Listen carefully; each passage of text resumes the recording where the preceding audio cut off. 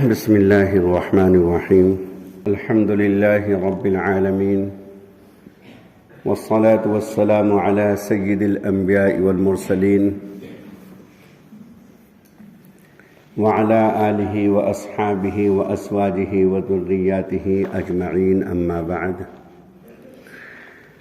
فقد قال تبارک وتعالی فی القرآن المجید اعوذ باللہ من الشیطان الرجیم بسم اللہ الرحمن الرحیم ان بعض الظن اثم ولا تجسسوا وقال تعالی فی آیت اخری فلا تزکوا انفسکم هو اعلم بمن اتقى صدق اللہ العلی العظیم۔ معزز مہمانان گرامی، اساتذہ کرام اور عزیز طلباء، محترم سامعین،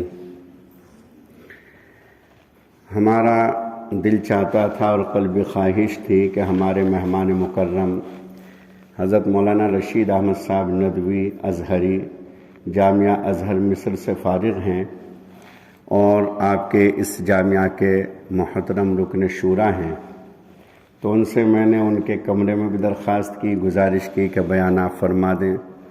وہاں انہوں نے معذرت کی۔ یہاں مجھے خیال ہوا کہ شاید آپ لوگوں کی زیارت کر کے اشتیاق سے پیدا ہو گیا ہو، دل کے اندر ایک شوق سا آ گیا ہو، اس لیے یہاں بھی سہ گزارش کی، لیکن حضرت نے معذرت فرما دی۔ اور مجھے حکم اس لیے غالباً کیا تاکہ میری اصلاح ہو جائے اور جو کچھ کمیاں اور کمزوریاں اور خامیاں سامنے آ جائیں تاکہ ان کو درست فرما سکیں۔ اسی طرح ہمارے دوسرے مہمان مکرم ہیں حضرت مفتی سلمان صاحب دامت برکاتہم، الہ آبادی یہاں کے رکن شورا ہیں، ان سے بھی میں نے درخواست کی کہ آپ بیان فرما دیں، لیکن انہوں نے مسکرا کر کے ٹال دیا ہمیشہ کی طرح۔ جب ان سے نماز پڑھانے کے لیے کہتے ہیں یا بیان کے لیے کہتے ہیں تو مسکرا کر کے ٹال دیتے ہیں۔ ہمارے حضرت الحاج ڈاکٹر خالد صاحب ایک بہت بڑے اللہ والے بزرگ ہوئے ہیں ممبئی کے اندر، حضرت مولانا رشید احمد صاحب کے والد محترم حضرت صوفی عبدالرحمن صاحب رحمۃ اللہ علیہ، حضرت قاری محمد طیب صاحب رحمۃ اللہ علیہ کے خاص میزبان تھے اور حضرت سے ہی بیعت ہوئے، حضرت سے ہی مجاز ہوئے، اور حضرت والا جب ممبئی تشریف لے جاتے تھے تو حضرت صوفی صاحب رحمۃ اللہ علیہ کے مکان پر ہی قیام فرماتے تھے اور وہیں سے پورا نظام بنتا تھا، بیانات کی وہیں سے ترتیب بنتی تھی۔ حضرت صوفی عبدالرحمن صاحب ہمارے حضرت مولانا رشید احمد صاحب کے والد محترم، ان کے خاص خلیفہ ہیں حضرت الحاج ڈاکٹر خالد صاحب۔ تو میں نے ڈاکٹر صاحب سے بھی درخواست کی کہ آپ کی کچھ باتیں ہو جائیں، لیکن آپ نے بھی معذرت فرمائی۔ اللہ رب العزت ان بزرگوں کے سائے کو ہم طلباء کے سروں کے اوپر دیر تک قائم فرمائے اور ان بزرگوں کو اللہ صحت، عافیت اور سلامتی بخشے۔ ہمارے تیسرے مہمان گرامی انتہائی شفیق، انتہائی کریم النفس اور بہت ہی زیادہ اس مدرسے کی فکر کرنے والے، اس مدرسے کے ساتھ خیر خواہی ہمدردی کرنے والے، اور اگر میرا فون نہ جائے تو ان کا خود فون آ جاتا ہے طلباء کے بارے میں، اساتذہ کے بارے میں، مدرسے کے نظام کے بارے میں۔ الحاج بھائی فاروق ہوا صاحب وہ تشریف فرما ہیں، یہاں کے محترم رکن شورا ہیں، تو بہرحال ان سے تو میں نے بیان کی درخواست نہیں کی، لیکن یہ ہے کہ ہمارے لیے انتہائی قابل احترام ہیں۔ اللہ رب العزت ان سب کی تشریف آوری کو، ان سب کے یہاں آنے کو پورے جامعہ کے حق میں باعث خیر بنائے، باعث برکت بنائے۔ جو مضمون بچوں پہلے سے چل رہا تھا تو اس کی آج آخری قسط تھی، انشاءاللہ وہ آئندہ جمعے میں ہوگا، اس وجہ سے کہ پہلے سے کوئی خاص مطالعہ وغیرہ میں نے نہیں کیا، اور دوسری بات یہ ہے کہ وہ پہلے سے جو حضرات سنتے ہوئے آ رہے ہیں تو مضمون میں پچھلے مضمون کے ساتھ ملا کر کے آسانی کے ساتھ سمجھ میں آ جاتا ہے، اس لیے آج ایک نیا مضمون ہے اور وہ اس لیے میں نے منتخب کیا کہ اس کی ضرورت ہر کسی کو ہے، مجھے بھی ہے اور آپ لوگوں کو بھی ہے۔ اللہ رب العزت فرماتے ہیں ان بعض الظن اثم ولا تجسسوا، کہ بہت سارے گمان ایسے ہوتے ہیں کہ جو یقینی طور سے گناہ ہوتے ہیں، ہر طرح کا جو گمان ہوتا ہے وہ صحیح نہیں ہوتا، اور اللہ رب العزت یوں بھی فرماتے کہ لوگوں تم دوسروں کی کمیاں تلاش کرنے میں نہ لگو، ولا تجسسوا، دوسروں کی کمزوریاں، دوسروں کی خامیاں تلاش نہ کرو۔ آدمی عام طریقے سے اپنی کمزوریوں کو نظر انداز کرتا ہے، دوسروں کی خامیوں اور کمزوریوں پر نظر ڈالتا ہے۔ میرے شیخ، میرے مرشد علی الرحمہ حضرت مفتی مہربان صاحب وہ فرمایا کرتے تھے کہ جب آدمی کے مزاج کے اندر کمیاں تلاش کرنے کا ایک طبیعت بن جاتی ہے، مزاج بن جاتا ہے، تو اگر وہ کعبۃ اللہ کے اندر بھی جائے گا وہاں بھی کمیاں تلاش کرے گا، وہاں بھی کمزوریاں تلاش کرے گا۔ اور اگر آدمی کا مزاج صحیح بن جائے اور مزاج کے اندر سلامتی اور فہم کے اندر اچھائی پیدا ہو جائے تو اس موقع پر وہ جہاں بھی جائے گا وہاں جا کر وہ اچھی ہی چیز تلاش کرنے کی کوشش کرے گا۔ تو ہمیشہ یاد رکھیں کہ قرآن نے جو کہا ہے ان بعض الظن اثم، کہ بعض گمان ایسے ہوتے ہیں جو یقینی طور سے گناہ ہوتے ہیں، اور آگے اللہ تعالیٰ فرماتے ولا تجسسوا، لوگوں کسی کی کمیاں تلاش مت کرو۔ اسی آیت کے ساتھ میں نے دوسری آیت ایک اور جوڑی ہے، اللہ تعالیٰ فرماتے ہیں فلا تزکوا انفسکم، لوگوں اپنے آپ کو زیادہ پاک صاف مت سمجھو، ہوا اعلم بمن اتقی، اس کو خوب معلوم، یعنی کہ اللہ خوب جانتے ہیں کہ تم میں سے متقی کون ہے، تم میں سے پرہیزگار کون ہے، تم میں سے تنہائیوں میں رب کے سامنے کون روتا ہے، اور تم میں سے رب کے سامنے غلطیاں اور برائیاں کون کرتا ہے۔ جب تنہائیوں میں آدمی جاتا ہے اس موقع پر وہ کیا کیا غلطیاں کرتا ہے اللہ کو خوب معلوم ہے، اور کون اللہ کے سامنے کھڑے ہو کر کے رات بھر روتا ہے۔ حضرت امام شافعی رحمۃ اللہ علیہ کی بیٹی پوری رات مصلی پہ کھڑے ہو کر کے قرآن پڑھتی تھی اور روتی تھی۔ والد محترم حضرت امام شافعی نے فرمایا کہ بیٹی تو پوری رات قرآن پڑھتی ہے، نماز پڑھتی ہے، روتی رہتی ہے، تیری صحت خراب ہو جائے گی، تیری آنکھیں متاثر ہو جائیں گی، بینائی کمزور پڑ جائے گی، تھوڑی دیر آرام کر لیا کر، اللہ کی بندی اتنا نہ رویا کر۔ تو کہنے لگی کہ ابا میں کیا کروں؟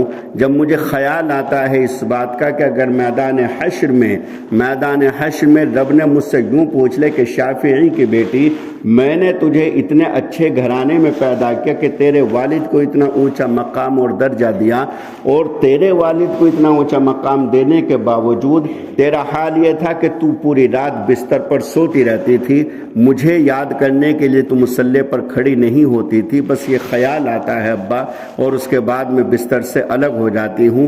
ایسی نیک بیٹیاں اور ایسی نیک عورتیں اللہ رب العزت نے ایسے گھرانوں میں پیدا کی۔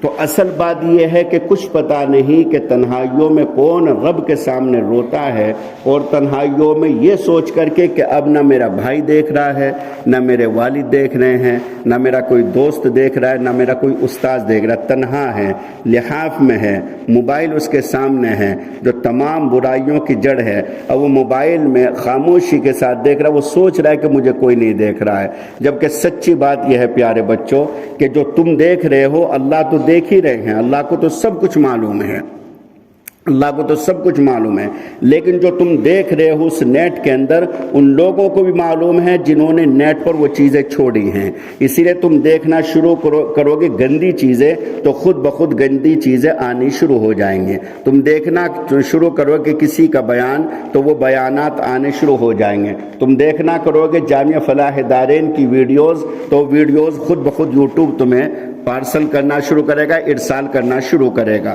ان کو معلوم ہے کہ تم اس وقت کس چیز میں مشغول ہو، تو جب ایک ایسے شخص کو جو تم سے ہزاروں کلومیٹر دور بیٹھا ہوا ہے اور یوٹیوب والے ہیں ان کو پتا ہے کہ تم کیا دیکھ رہے ہو، تو رب جو کہ خالق ہے اس کو کیوں نہیں پتا کہ تم کیا دیکھ رہے ہو؟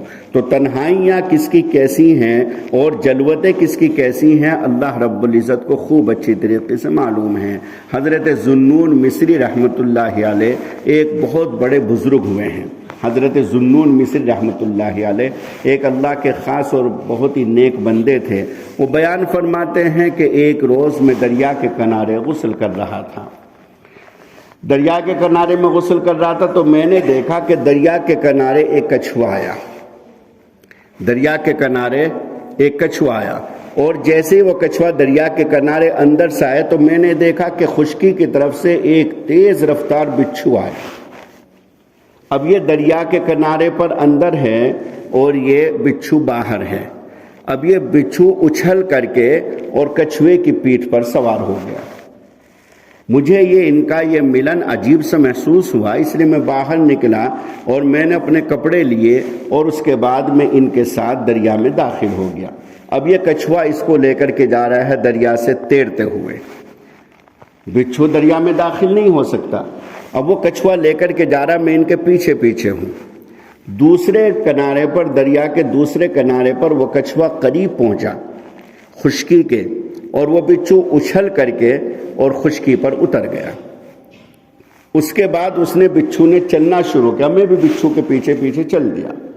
کچھوا یہیں کھڑا ہوا جیسے کوئی کشتی ہو، کشتی کی طرح کچھوا یہاں کھڑا ہوا انتظار کر رہا ہے، اور بچھو جا رہا ہے صحرا کی طرف، جنگل کی طرف. میں بھی پیچھے پیچھے جا رہا ہوں. دور ایک بیابان میں ایک درخت ہے، اس کے نیچے ایک نوجوان سویا ہوا ہے. میں نے دیکھا کہ اس نوجوان کی طرف ایک بہت ہی زہریلا سانپ آ رہا ہے بڑھ کر کے. مجھے اندیشہ ہوا کہ یہ زہریلا سانپ اس کو کاٹے گا.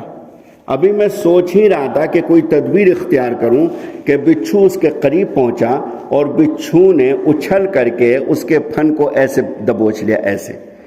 اور اللہ کا نظام کہ اس بچھو کے اندر اس قدر زہر تھا کہ وہ پورا کا پورا زہر اس نے زہریلے سانپ کے اندر منتقل کر دیا. سانپ بھی زہریلا، بچھو بھی زہریلا، لیکن بچھو نے پورا کا پورا اپنا زہر سانپ کے اندر منتقل کر دیا اور سانپ وہیں تڑپ تڑپ کر کے مر گیا. مجھے خیال ہوا کہ یہ کوئی نہ کوئی اللہ کا صالح اور نیک بندہ ہے، یہ نوجوان، جس کی اللہ رب العزت نے حفاظت کا انتظام ایسے کیا کہ دریا کے اس کنارے سے بچھو آیا اور کچھوا اندر سے گیا، اور وہ باقاعدہ اس کی سواری بنی اور سواری بن کر کے دریا اس کو پار کرایا اور پھر بچھو یہاں تک پہنچا. اللہ کا کوئی ایسا مخلص اور نیک بندہ ہے کہ جس کی اللہ نے اس طرح حفاظت فرمائی. تو اس لیے مجھے خیال ہوا کہ چلو اس سے دعا کرا لیتے ہیں. جب میں قریب گیا تو میں نے دیکھا کہ وہ نوجوان سویا ہوا نہیں تھا بلکہ شراب کے نشے میں دھت پڑا ہوا تھا. وہ شراب کے نشے میں ہے. مجھے بڑا عجیب محسوس ہوا. میں نے اس نوجوان کو اٹھایا اور اٹھا کر کے میں نے کہا کہ اللہ کے بندے، تو شراب نوشی کر کے، شراب پی کر کے، اللہ کو بھلا کر کے، غافل ہو کر کے اللہ کی ذات کریمی سے تو ایسے مست ہو کر کے نشے میں تو سویا ہوا ہے، اور دیکھ تیرا رب کیسے جگ جگ کر کے تیری حفاظت کر رہا. میں نے وہ پورا قصہ اس کو سنایا. جب وہ پورا قصہ اس نوجوان نے سنا تو اس قدر وہ متاثر ہوا کہ اسی آن اس نے توبہ کی حضرت ذوالنون مصری رحمۃ اللہ علیہ کے ہاتھ پر، اور اس کے بعد وہ پکا سچا ایک مخلص صاحب ایمان بن گیا. اب اندازہ کیجئے کہ آدمی کس کا کیا درجہ کب بن جائے اور کس کو اللہ تعالیٰ کس کام کے لیے قبول کر لے، کچھ نہیں کہا جا سکتا. آج ایک آدمی کے پاس عہدہ ہے، اختیارات ہیں، جوانی ہے، طاقت ہے، پیسہ ہے، ساری چیزیں ہیں، لیکن میرے پیارے بچوں، عزیز طلبہ، پتہ نہیں کل یہ چیزیں باقی بھی رہیں گی کہ نہیں. کتابوں میں ایک واقعہ لکھا ہوا ہے. ایک شخص تھا، اپنی بیوی کے ساتھ بیٹھا ہوا کھانا کھا رہا تھا. اتفاقی طور سے باہر سے آواز لگی کہ اللہ کے نام پر کچھ دے دو. جب باہر سے آواز لگی کہ اللہ کے نام پر کچھ دے دو تو یہ ایک دولت مند تھا. اللہ نے بہت ساری دولت سے اس کو نوازا تھا. اس سے غصہ آیا اور غصے میں کہنے لگا کہ کسی بھی وقت مانگنے کے لیے چلے آتے ہیں، کسی بھی وقت مانگنے کے لیے چلے آتے ہیں. اور غصے میں بیوی سے کہا کہ جاؤ دے کر کے آؤ. وہ فقیر جو باہر دروازے پر کھڑا ہوا تھا اس نے بھی اس کی یہ آواز سن لی، جھنجھلاہٹ سن لیا. وہ فقیر تو تھا لیکن غیرت مند تھا، شریف تھا. وہ بغیر کچھ لیے واپس چلا گیا. اللہ کو یہ بات اس کی ایسی ناگوار گزری کہ آہستہ آہستہ اس کو نقصان ہونا شروع ہوا، اور نقصان ہوتے ہوتے مکمل طریقے سے جتنی اس کی جائیداد تھی، مال تھا، وہ سب ختم ہونا شروع ہوا، اور آخر کار کھانے کے لالے پڑ گئے، روٹی کے لالے پڑ گئے اس شخص کو. تو اس نے اپنی بیوی سے کہا کہ دیکھو مجھے اپنے لیے ہی مستقل انتظام کرنے میں دقت پریشانی ہو رہی ہے، میں اپنے لیے کھانے کا انتظام نہیں کر پا رہا ہوں، تو تمہارے لیے کہاں سے انتظام کروں؟ اس لیے میں تمہیں طلاق دیتا ہوں اور اجازت دیتا ہوں تم کہیں بھی نکاح کر سکتی ہو۔ اس عورت کو بھی طلاق دے دی۔ اس عورت نے کچھ دنوں کے بعد کسی دوسرے شخص سے نکاح کر لیا۔ اب یہ جو دوسرے شخص سے نکاح کیا یہ رحم دل انسان تھا، یہ اچھا تھا، غریبوں کا خیال رکھتا تھا۔ اتفاق کی بات کہ یہ بیوی اپنے شوہر کے ساتھ بیٹھی ہوئی کھانا کھا رہی ہے، باہر سے ایک فقیر کی آواز آتی ہے کہ اللہ کے نام پر کچھ دے دو۔ یہ شوہر تشت میں کھانا سجا کر کے اور اس کے بعد کہتا ہے بیوی کو کہ جاؤ فقیر کو دے کر کے آؤ، پہلے فقیر کو کھلا دو اس کے بعد ہم کھائیں گے۔ چنانچہ جو کھانا وہ کھا رہا تھا خود یہ عام طریقے سے اس کا خیال رکھے، کل ہی ہماری آیت آئی جلالین شریف میں وَلَا تَيَمَّمُوا الْخَبِيثَ مِنْهُ تُنْفِقُونَ وَلَسْتُمْ بِآخِذِيهِ إِلَّا أَن تُغْمِضُوا فِيهِ وَاعْلَمُوا أَنَّ اللَّهَ غَنِيٌّ حَمِيدٌ۔ اللہ رب العزت فرماتے ہیں کہ لوگوں تم ردی مال دینے کا ارادہ مت کرو اللہ کے راستے میں، حرام مال دینے کا ارادہ مت کرو اللہ کے راستے میں۔ آگے اللہ تعالیٰ سوال کرتے ہیں کہ اگر تمہیں یہ مال دیا جائے ردی مال تو کیا تم آنکھیں نہیں چراؤ گے؟ کیا تم نظریں نہیں جھکا لو گے؟ اس لیے کہ تاکہ تم اس کو لینا نہیں چاہتے، اس مال کو، جس مال کو تم اپنی ذات کے لیے پسند نہیں کر رہے ہو اس مال کو اللہ کے راستے میں کیوں دیتے ہو؟ اس پر میں طلبہ عزیز کو واقعہ سنا تھا حضرت سالم کا۔ حضرت سالم رضی اللہ تعالیٰ عنہ ایک صحابی ہیں، تو حضرت سالم رضی اللہ تعالیٰ عنہ کے پاس جب رسول کریم صلی اللہ علیہ وسلم کا نمائندہ پہنچا زکوٰۃ لینے کے لیے، تو حضرت سالم رضی اللہ تعالیٰ عنہ نے فربہ بکریاں، عمدہ قسم کی بکریاں، بھیڑ نکال کر کے ان کے ساتھ کر دی۔ وہ کہنے لگے کہ ہمیں رسول اللہ صلی اللہ علیہ وسلم کا یہ حکم ہوا ہے کہ ہم عمدہ قسم کا مال نہ لیں، ردی قسم کا مال نہ لیں، بلکہ درمیانی قسم کا مال ہم زکوٰۃ میں لیں، نہ ہم بہت عمدہ قسم کا لیں نہ ردی قسم کا لیں ہلکے درجے کا، بلکہ درمیانی قسم کا لیں۔ سالم کہنے لگے قسم ہے اس ذات کی جس نے مجھے پیدا کیا ہے، جب اس رب نے مجھے اچھا مال دیا ہے تو میں اس رب کے راستے میں درمیانی یا ردی مال کیسے دے سکتا ہوں؟ تم اسی مال کو لے کر کے جاؤ۔ اللہ رب العزت نے اس کی تعریف کی ہے۔ اور اسی سے آگے حضرت سالم سے آگے ثعلبہ تھا۔ جب ثعلبہ کے پاس یہ نمائندہ پہنچا تو ثعلبہ نے یہ کہا کہ مجھے یہ زکوٰۃ نہیں، یہ ٹیکس معلوم ہوتا ہے، مجھے ٹیکس معلوم ہوتا ہے، اس لیے کہنا رسول اللہ سے کہ ذرا میں غور کر لوں اور میں آ کر کے رسول اللہ سے خود ملاقات کر لوں گا۔ اللہ کے رسول نے فرمایا وَيْحَ يَا ثعلبہ، وَيْحَ ہائے افسوس ہے ثعلبہ، تو کیا تھا؟ تو پھٹے ہوئے کپڑوں میں میرے پاس آیا تھا، تنگ دست تھا، غریب تھا، فقیری کی زندگی گزار رہا تھا، تو نے دعا کرائی تھی کہ یا رسول اللہ میرے حق میں دعا کر دیجئے کہ اللہ مجھے مالدار بنا دے۔ اللہ کے رسول نے فرمایا ثعلبہ تیرا غریب رہنا بہتر ہے، اس لیے کہ تیری مالداری میں خیر نہیں دیکھ رہا ہوں، تیری مالداری میں خیر نہیں دیکھ رہا ہوں، تیرا غریب رہنا بہتر ہے۔ ثعلبہ نے کہا نہیں یا رسول اللہ، ایک مرتبہ اگر اللہ مجھے مال دے دے تو میں اللہ کی راہ میں خوب خرچ کروں۔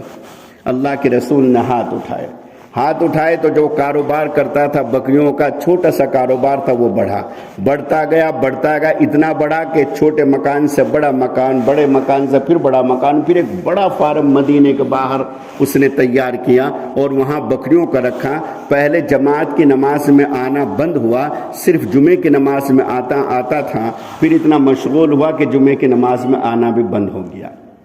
تو اللہ کے رسول صلی اللہ علیہ وسلم نے افسوس کا اظہار کیا ہے، افسوس ہے ثعلبہ تو کیا تھا اور تو نے کیا کر لیا۔ اس کے بعد کسی نے جا کر کے ثعلبہ کو بتایا کہ ظالم تیرے بارے میں تو رسول اللہ صلی اللہ علیہ وسلم پر وحی نازل ہو گئی اور اللہ رب العزت نے منع فرما دیا کہ ثعلبہ مال لے کر کے تو اس کا مال قبول نہیں کرنا ہے۔ وہ آیا مال لے کر کے، رسول اللہ نے رد فرما دیا کہ ثعلبہ تیرا مال لینے سے مجھے میرے رب نے منع کر دیا ہے، میرے رب نے مجھے منع کر دیا کہ میں تیرا مال قبول کروں۔ सालबा अबू बकर के दौर में आया तो हज़रत अबू बकर सिद्दीक़ ने फरमाया जिस माल को मेरे आका ने मना फरमा दिया अबू बकर की क्या मजाल कि उसको कबूल कर सके। हज़रत उमर बिन ख़त्ताब के दौर में ज़कात का माल लेकर के आया तो हज़रत अबू बकर सिद्दीक़ ने कहा जिसको रसूलुल्लाह ने मना फरमा दिया, हज़रत अबू बकर ने मना फरमा दिया, उमर उसको कैसे ले सकता, मना फरमा दिया। हज़रत उस्मान के दौर में आया, हज़रत उस्मान रज़ी अल्लाह तआला अन्हु ने फरमाया जिस माल को हज़रत शेखैन ने रद्द कर दिया हो, प्यारे आका सल्लल्लाहु अलैहि वसल्लम ने मना फरमा दिया हो, उस्मान की क्या हिम्मत कि उसको कबूल करे। तो उसके बाद ये खाक डालता था, अपने सर पर रोता था, लेकिन ख़त्म हुआ किस्सा और मुर्तद होकर के मरा। तो कुछ पता नहीं कि कौन किस वक्त किस नेकी से हट जाए, इसलिए हमेशा ना तो अपनी नेकी पर नज़र हो और ना ही अपनी दौलत पर नज़र हो। तो उस शख्स ने कहा अपनी बीवी से कि जाओ पहले फ़कीर को खिला कर के आओ। जैसे ही वो खाना लेकर के गई तो चीख मार करके वापस आई, चीख मार करके वापस आई। पूछा इस नेक दिल शोहर ने क्या हुआ, तो इसने पूरा किस्सा सुनाया, अपने शोहर के सामने पूरा किस्सा सुनाया कि मैं एक मर्तबा इसी तरीके से अपने शोहर के पास बैठ कर के खाना खा रही थी जैसे आज आपके साथ बैठ कर के खाना खा रही हूँ, और इत्तेफाक की बात हमारी चौखट पर इसी तरह एक फ़कीर ने सदा लगाई थी, एक फ़कीर ने आवाज़ दी थी, और मेरे शोहर ने उस वक्त उस फ़कीर के बारे में गलत जुमले कहे थे जो उस फ़कीर ने सुन लिए थे और हमारी चौखट से वापस चला गया था। और मैं आज देख रही हूं कि मेरा वही साबिक शोहर आज मेरे दर पर फ़कीर बन कर के आया है। ये मेरा वही शोहर है जिसने मुझे तलाक दी थी और ये मेरे सामने आज फ़कीर बन कर के आया। इसकी यह हालत देख कर के मुझसे बर्दाश्त न हुआ। ये नेक दिल शोहर कहने लगा तुझे इससे भी ज़्यादा ताज्जुब खेज़ बात सुनाऊं, इससे भी ज़्यादा ताज्जुब वाली बात सुनाऊं कि जो तेरे दर पर फ़कीर बन कर के आया था वो कोई और नहीं, वो मैं ही था, वो कोई और नहीं, वो मैं ही था। अल्लाह रब्बुल इज़्ज़त का निज़ाम देख कि अल्लाह रब्बुल इज़्ज़त को ये बात जब बुरी लगी तो पूरा का पूरा माल अल्लाह ने उससे लेना शुरू किया, मुझे देना शुरू किया, और अल्लाह ने इतना माल मुझे दिया कि आखिर में अल्लाह ने उसकी बीवी भी मुझे दे दी, अल्लाह ने उसकी बीवी भी मुझे दे दी। तो अल्लाह का जो निज़ाम है कुछ पता नहीं चलता कि कब किसके साथ क्या वाक़या और क्या हादिसा पेश आ जाए। तो इसलिए कभी भी अपनी किसी नेकी पर और अपने किसी दौलत पर और अपने किसी कमाल पर और अपने किसी हुनर पर नज़र ना हो, नज़र है अल्लाह की ज़ात पर। और ख़ास तौर से उस वक्त अज़ीज़ तलबा के जब अल्लाह ने इख्तियारात दिए, मैं बार बार इस बात को कहता हूँ अक्सर अपने बयानात में कि जब अल्लाह ताला दौलत दे, इख्तियारात दे, पैसा दे, सब कुछ दे और फिर बंदा गलतियों से रुक जाए, असल कमाल ये है। जब वो मजबूर हो गया, बेबस हो गया, एक साहिब का एक जुमला सामने आया कि उम्र तो सिर्फ 60 साल तक है, 60 साल के बाद कोई उम्र नहीं, 60 साल के बाद कोई उम्र नहीं। तो दूसरा शख्स कहने लगा उसके बारे में कि अभी क्या, अभी तो पता चलेगा जब परेशान होकर के मरेगा। मैंने उस शख्स के बारे में पूछा कि क्या वजह, तो कहने लगे, उन्होंने बतलाया कि इस शख्स ने अपने वालिद को कई मरतबा अपने घर से निकाला है। एक एक महीना वो बूढ़ा बाप अपनी बेटी के यहाँ जाकर के रहता था, एक एक महीना अपनी बेटी के यहाँ जाकर के रहता था, और ये गुस्सा हो करके और गलत सलत गंदे जुमले करके अपने बूढ़े बाप को अपने घर से निकालता था। आज नतीजा हमारे सामने है कि औलाद, उसकी औलाद उसको गंदी गंदी गलीज गालियाँ देती है। तो असल बात यह है बच्चों, फिर कितनी भी तुम दुआ कर लो, कितने भी सजदे कर लो, हज़रत उस्मान बिन अफ़्फ़ान रज़ी अल्लाह ताला अन्हु का जो कातिल था, तो उसके बारे में गालिबन हज़रत सईद इब्न मुसय्यब अलैहि फरमाते कि मैं तवाफ़ कर रहा था, दौरान तवाफ़ मैंने देखा कि एक शख्स है कि जिसके हाथ भी और जिसके पैर भी मुतासिर हैं, मफलूज हैं, और वह सुर्रीन के बल घिसट करके तवाफ़ कर रहा है, सुर्रीन का बल घिसट रहा है, तवाफ़ कर रहा है, और यूँ कह रहा है अल्लाहुम्मा ग़फ़िरली, अल्लाहुम्मा ग़फ़िरली, और आगे कहता है अना अदरी ला तग़फ़िरली। खुद ही तो यूँ कहता है अल्लाह मेरी बख्शिश फरमा दे, अल्लाह मेरी बख्शिश फरमा दे, और खुद ही कहता है कि अल्लाह मैं जानता हूँ कि तू मुझे माफ़ नहीं करेगा। खुद ही तो कहता है अल्लाह मुझे माफ़ कर दे, मेरी बख्शिश कर दे, और खुद ही कहता है लेकिन मुझे पता है कि तू मुझे माफ़ नहीं करेगा। حضرت سعید ابن مسیب نے کہا کہ اللہ کے بندے، خود ہی تو دعا کر رہا ہے اور کہتا ہے کہ اللہ مجھے معاف کر دے، اور خود ہی کہہ رہا ہے کہ مجھے پتا ہے کہ تو مجھے معاف نہیں کرے گا۔ تو وہ کہنے لگا کہ آپ نہیں جانتے میں حضرت عثمان بن عفان کا قاتل ہوں۔ حضرت عثمان بن عفان کو تو وہ مقام اللہ نے دیا کہ جس روز حضرت عثمان بن عفان رضی اللہ تعالیٰ عنہ شہید ہوئے، اس روز وہ روزے سے تھے، تو اپنی بیوی ام کلثوم سے وہ کہنے لگے کہ آج میں نے رسول اللہ صلی اللہ علیہ وسلم کو خواب میں دیکھا، اللہ کے رسول صلی اللہ علیہ وسلم مجھ سے یوں فرما رہے ہیں کہ عثمان، آج شام کا روزہ افطار ہمارے ساتھ کرنا، جس میں اشارہ تھا اس بات کی طرف کہ آج ان کی شہادت ہو جائے گی۔ آج شام میں روزہ افطار ہمارے ساتھ کرنا۔ قرآن کریم کی تلاوت فرما رہے ہیں، انہی کے ہاتھ کا لکھا ہوا نسخہ ان کے سامنے کھلا ہوا ہے۔ ایک آیت ہے فَسَيَكْفِيكَهُمُ اللَّهُ وَهُوَ السَّمِيعُ الْعَلِيمُ، جس کا مطلب یہ ہے کہ یقینی طور سے آپ کو ان کے مقابل اللہ کافی ہے۔ فَسَيَكْفِيكَهُمُ اللَّهُ، کہ آپ کو ان کے مقابل جو دشمن ہیں تمہارے، ان کے مقابل اللہ کافی ہے۔ بشر بن کنانہ ان کا قاتل ہے۔ محمد بن ابو بکر نے حضرت عثمان بن عفان رضی اللہ تعالیٰ عنہ کو یہاں تلوار کا دستہ یوں مارا، ایسے مارا، ایسے مار کر کے گستاخی کے ساتھ یہ جملے کہے کہ بوڑھے، حضرت عثمان بن عفان کی عمر اس وقت 82 سال ہو گئی تھی، کب تک خلافت سے لپٹا رہے گا، خلافت کیوں نہیں چھوڑ دیتا۔ حضرت عثمان انتہائی شریف تھے، انتہائی شریف، اتنے شریف، اتنے باحیا، اتنے پاک دامن کہ اللہ کے رسول صلی اللہ علیہ وسلم بھی ان سے شرماتے تھے، اور یوں پیر ایسے کھولے ہوئے بیٹھے ہیں حضرت رسول کریم صلی اللہ علیہ وسلم۔ ان کا جو دامن ہے یہ یہاں تک ہے کہ گھٹنوں کے یہاں نیچے تک کا نظر آ رہا ہے، گھٹنے چھپے ہیں، باقی پوری پنڈلیاں نظر آ رہی ہیں رسول پاک صلی اللہ علیہ وسلم کی۔ حضرت ابو بکر صدیق آئے، ایسے ہی بے تکلفانہ بیٹھے رہے، پیر کھولے ہوئے ہیں، پنڈلیاں کھلی ہوئی ہیں، پنڈلیاں مبارک نور سے بھری ہوئی ہیں، پنڈلیاں وہ کھلی ہوئی ہیں، ایسے بیٹھے ہوئے ہیں۔ حضرت بکر صدیق آئے، بیٹھ گئے۔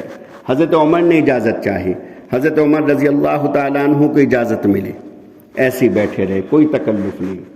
لیکن جیسے ہی پتہ چلا کہ عثمان داخل ہونا چاہتے ہیں، اجازت چاہتے ہیں داخلے کی، تو فوراً ایسے اپنے دامن کو ایسے درست کیا اور ذرا ٹھیک ہو کر کے بیٹھے، اور یوں فرمایا کہ جس سے فرشتے بھی شرماتے ہوں اس سے میں کیوں نہ شرماؤں۔ یہ مقام ہے حضرت عثمان رضی اللہ تعالیٰ عنہ کا۔ اللہ کے رسول صلی اللہ علیہ وسلم نے فرمایا لِكُلِّ نَبِيٍّ رَفِيقٌ وَرَفِيقِي فِي الْجَنَّةِ عثمان بن عفان، کہ ہر نبی کا جنت میں ایک نہ ایک دوست اور رفیق ہوتا ہے، اور میرا رفیق جنت میں عثمان بن عفان ہے۔ رسول اللہ صلی اللہ علیہ وسلم نے فرمایا جب 2 بیٹیوں کا انتقال ہو گیا تو فرمایا کہ اگر میرے یہاں 10 بیٹیاں ہوتی تو میں ایک کے بعد ایک ساری بیٹیاں عثمان کے نکاح میں دے دیتا۔ بڑی فضیلت کے آدمی ہیں حضرت عثمان بن عفان رضی اللہ تعالیٰ عنہ۔ تو محمد بن ابو بکر نے جب ایسے یوں مارا حضرت عثمان کے اور داڑھی پکڑی، گستاخی کی، تو اپنی شرافت کے ساتھ صرف یہ جملہ کہا کہ اے میرے بھتیجے، اگر تیرے والد ابو بکر زندہ ہوتے تو ان کو تیری یہ گستاخی اچھی نہ لگتی، یہ گستاخی ان کو بہت بری لگتی۔ بس اتنا جملہ فرمایا، ڈر گئے محمد بن ابو بکر، ڈر گئے، پیچھے ہٹ گئے۔ اور دوستو نتیجہ اس کا کیا ہوا؟ گستاخی کی محمد بن ابو بکر نے بعد میں چل کر کے اللہ رب العزت کا نظام ہے کہ یہ حضرت محمد بن ابو بکر اسما بنت عمیس حضرت ابو بکر صدیق کی بیوی ہیں، جن سے پھر حضرت علی نے نکاح کیا، ان کے پیٹ سے پیدا ہوئے تھے محمد بن ابو بکر۔ بعد میں چل کر کے ان کو گائے کی چمڑے میں لپیٹ کر کے جلا دیا گیا تھا محمد بن ابو بکر کو۔ اللہ کا نظام ہے۔ تو وہ تو پیچھے ہٹ گئے، یہ بشر بن کنانہ، یہ بدبخت، یہ بدنصیب، یہ آگے بڑھا اور آگے بڑھ کر کے زوردار تلوار کا وار کیا، اور یہاں جیسی تلوار لگی تو پورا کا پورا خون کا فوارہ پھوٹا اور وہ خون کے چند قطرات اس آیت پر پڑے جو آیت میں نے پڑھی ہے فَسَيَكْفِيكَهُمُ اللَّهُ، یقینی طور سے ان کے بالمقابل اللہ تم کو کافی ہے۔ آج بھی وہ قرآن کریم کا نسخہ وہیں سے کھلا ہوا جہاں حضرت عثمان بن عفان کے خون کے دھبے ہیں، آج بھی وہ جوں کا تو نسخہ ترکی میں میوزیم میں رکھا ہوا ہے۔ ترکی کے میوزیم میں آج وہ جوں کا تو وہی نسخہ حضرت عثمان کے ہاتھ کا لکھا ہوا اور ان کی شہادت کے قطرات، آج وہ نسخہ وہی اسی جگہ سے کھل کر کے وہاں رکھا ہوا ہے۔ تو رسول اللہ صلی اللہ علیہ وسلم نے ان سے تو یہ فرمایا کہ اے عثمان، آج تم روزہ افطار ہمارے ساتھ کرنا۔ کتنی سعادت مندی ہے، کتنی نیک بختی حضرت عثمان کی۔ بظاہر تو ایک ظلم ہے، زیادتی ہے، اور اس کا حال دیکھو بشر بن کنانہ کہ کہتا ہے کہ رب اغفر لی، اے میرا رب میری بخشش کر دے، اور ساتھ ساتھ یوں بھی کہتا ہے کہ میں جانتا ہوں کہ تو مجھے معاف نہیں کرے گا چونکہ میں نے جرم ہی ایسا کیا ہے۔ تو اس لیے پیارے بچوں، جب اختیارات ملیں، اللہ تعالیٰ موقع دے اور اس موقع پر برداشت کرے آدمی۔ ایک تو کہ اختیارات ہی نہیں، اختیارات مل رہے ہیں، طاقت ہے، اختیار ہے، قوت ہے، پیسہ ہے، ساری چیزیں ہیں، اس کے باوجود آدمی برداشت کر لے تو اصل یہ چیز ہے کہ پھر اللہ تعالیٰ کسی نہ کسی موڑ پر اس کو فائدہ پہنچائے گا۔ اور اگر اختیارات ملنے کے بعد غلطیاں کی، بےہودیاں کی، تو یاد رکھے زندگی کے کسی نہ کسی موڑ پر اللہ تعالیٰ اس کا بدلہ ضرور دے گا۔ میں نے اپنی اس عمر میں بہت سارے ایسے لوگوں کو دیکھا کہ جب ان کو اللہ نے اختیارات دیے تھے اور ان کو منع کیا گیا تھا تو ایسا مت کر، وہ کہتا تھا دیکھا جائے گا جو کچھ ہوگا، دیکھا جائے گا جو کچھ ہوگا۔ آج روتے ہوئے پھرتے ہیں، کوئی پرسان حال نہیں، پریشان ہیں، تنگ دستی کا شکار ہیں، غربت و افلاس کے مارے ہوئے ہیں، در در ٹھوکرے کھاتے پھرتے ہیں، کوئی پوچھنے والا نہیں۔ تو بہرحال ہمیشہ یاد رکھو کہ آدمی اپنے آپ کو جس حال میں وہ اچھے حال میں ہے تو اس اچھے حال میں زیادہ ڈرنے کی ضرورت ہے کہ اللہ میرے اس اچھے حال کو ختم نہ فرما میری کسی بدعملی کی وجہ سے، اس لیے کہ اللہ کو خوب معلوم ہے کہ کون تم میں متقی ہے، کون پرہیزگار ہے، کون اللہ سے تنہائیوں میں ڈرتا ہے اور کون تنہائیوں میں اللہ کی نافرمانی کرتا ہے۔ اللہ رب العزت ہم سبھی کو ان تمام باتوں پر عمل کرنے کی توفیق عطا فرمائے اور اپنا محاسبہ کرتے رہنے کی توفیق عطا فرمائے۔ ایک واقعہ میں نے پہلے بھی اپنے عزیز طلبہ کو سنایا، اس واقعے کو سنا کر کے اپنی بات کو ختم کرتا ہوں۔ میرے ایک متعلق تھے، ہمارے زید بھائی آئے ہوئے ہیں تشریف لائے کرناٹک سے، وہ بھی جانتے ہیں، ناصر بھائی تھے کرناٹک میں، مجھ سے متعلق تھے۔ ان کا ایک بھائی تھا، بہت شراب پیتا تھا، انتہائی بہت زیادہ، پورے محلے والے اس سے پریشان، سب کو گالیاں دیتا تھا۔ وہ ناصر بھائی ان کو میرے پاس لے کر کے کہ آپ ان کو توبہ کرا دیجیے گا۔ ان کو توبہ کرائی، چند مہینے وہ محتاط رہے شراب سے، پھر پینا شروع کر دی، پھر دوبارہ پھر لے کر کے آئے، پھر توبہ کرائے، پھر توبہ توڑ دی، پھر پینا شروع کر دیا، تیسری مرتبہ پھر لے کر کے آئے، لاک ڈاؤن سے پہلی بات ہے، تیسری مرتبہ پھر لے کر کے آئے اور توبہ کرائی۔ رمضان کا مہینہ تھا، میں نے ان سے کہا کہ ناصر بھائی ان کو آپ جماعت میں بھیج دیں، ان کو آپ جماعت میں بھیج دیں، انشاءاللہ امید ہے کہ حفاظت رہے گی۔ جماعت میں ان کو بھیج دیا۔ اس کے بعد جماعت میں ایک روز کا واقعہ کہ رات میں عشاء کی نماز کے بعد انہوں نے نماز پڑھنا شروع کی اور اللہ کے سامنے گڑ گڑانا شروع کیا، روتے رہے۔ تہجد کے وقت اپنے دیگر ساتھیوں کو اٹھایا، انہیں تہجد کی نماز پڑھوائی، فجر کی اذان ہو گئی، وہ روتے رہے، اللہ کے سامنے گڑ گڑاتے رہے، دعائیں کرتے رہے۔ فجر کا نماز کا وقت ہوا، پہلی صف میں انہوں نے نماز پڑھی، نماز پڑھ کر کے وہ کھڑے ہوئے اور کھڑے ہو کر کے کہنے لگے کہ میرے ساتھیوں، اپنے ساتھیوں کو جو ان کی جماعت کے ساتھی تھے، کسی کو مجھ سے جو تکلیف پہنچی اللہ کے لیے مجھے معاف کر دینا، اور میرے گھر والوں کو، میرے محلے والوں کو بھی کہہ دینا جس کو بھی میری طرف سے تکلیف پہنچو اللہ کے لیے مجھے معاف کر دے۔ ایسے ہاتھ جوڑ کر کے کھڑے ہو گئے، اللہ کے لیے مجھے معاف کر دے، میری طرف سے کسی بھی قسم کی کسی کو اذیت پہنچو اللہ کے لیے مجھے معاف کر دے۔ اور یہ کہا اور ایسے لیٹے کہ سر ادھر ہے، پیر ادھر ہے، قبلے کی طرف چہرہ کیا اور کلمہ طیبہ پڑھا اور انتقال ہو گیا۔ بتائیے، شراب خانے سے اٹھا کر کے اللہ رب العزت نے اس کو کہاں پہنچایا؟ کچھ پتہ نہیں کہ مسجد کی صفوں سے اٹھ کر کے اللہ کس کو کہاں پہنچایا۔ اس لیے دوستو، نہ اپنی صالحیت پر نظر اور نہ اپنی دولت پر نظر، سب ان کی کرم فرمائیاں ہیں۔ اگر ان کی کرم فرمائیاں نہ ہو، ان کی توفیق نہ ہو، بندہ کچھ نہیں کر سکتا نا اس کے کچھ، اس اعتبار سے کہ توفیق سب وہاں سے ہوتی ہے اور فضل انہی کا ہوتا ہے. اگر ان کا فضل نہ ہو، ان کا رحم نہ ہو تو پھر کچھ بھی نہیں. اللہ تعالیٰ عمل کرنے کی توفیق عطا فرمائے. آمین. وآخر دعوانا الحمدللہ.